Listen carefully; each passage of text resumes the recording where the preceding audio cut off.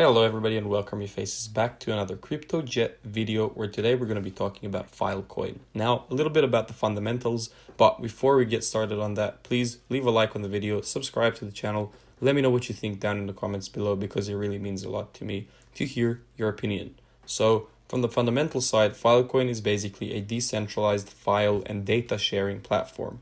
So, for example, you and me, if we want to share and rent out a part of our hard disk space on our computers, we can easily do that and earn tokens for it online.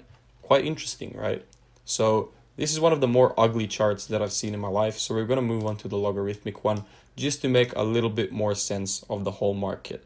Now, at this point, what I do see is somewhat of a price floor forming around the $40 mark. So I would mark this whole area as a level of support. It's not the cleanest level. See, you can move it up or down.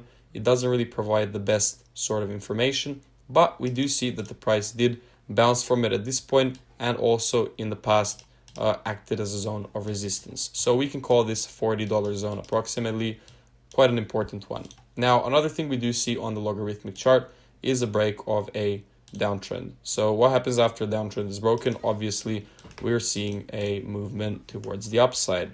The first indicator of that would be this bullish engulfing candle at this point. What is a bullish engulfing candle? Basically, the candle ate the whole previous red candle. If you can see that, if we can zoom in a little bit closer. So it's a lot larger than the previous bearish candle. That's called a bullish engulfing pattern.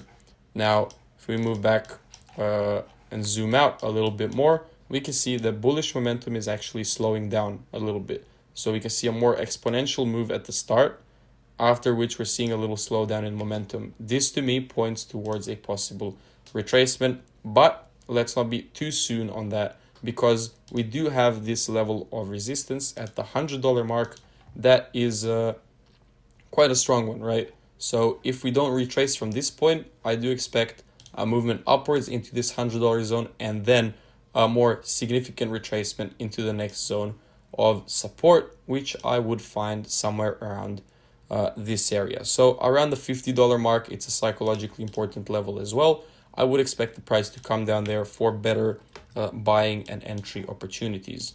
Now, if we do move on to the 2-hour time frame, we can plot out a very nice uptrend. So if we go like this, we can see that the price is very steadily following an uptrend that is not the cleanest one, but we do have 1 touch, 2 touches, 3 touches, 4 touches, and a potential break. So we actually broke from the downtrend, but kept moving bullish, which means it's not quite yet time for a retracement. I would be looking personally for a break of this low before we start moving a little bit more bearish. Now, what does this mean? It means simply that the price keeps going down, breaks the low, retraces up.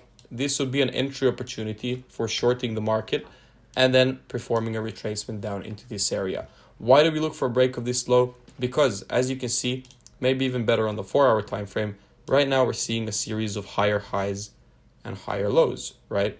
Even this, higher highs and higher lows. If we break that trend and if we make a lower low than the previous one, that means we're not moving bullish anymore. We're starting to move bearish, and that's something I would be looking for. Now, that would be it for this video. I hope you guys enjoyed it, and please let me know what you think. I'll see you all in the next one. Adios.